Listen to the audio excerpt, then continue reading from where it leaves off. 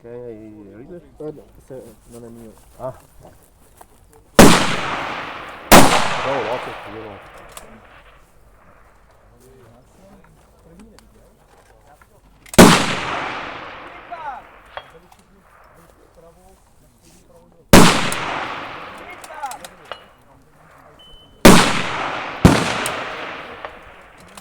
Che sta facendo?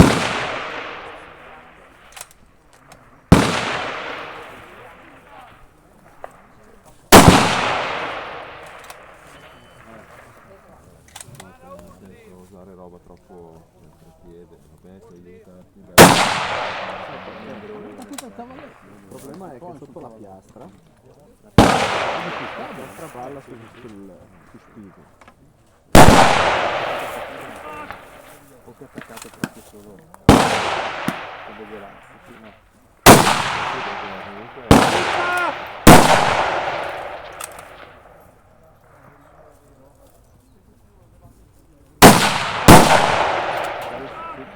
Sul contrario non sta a fare.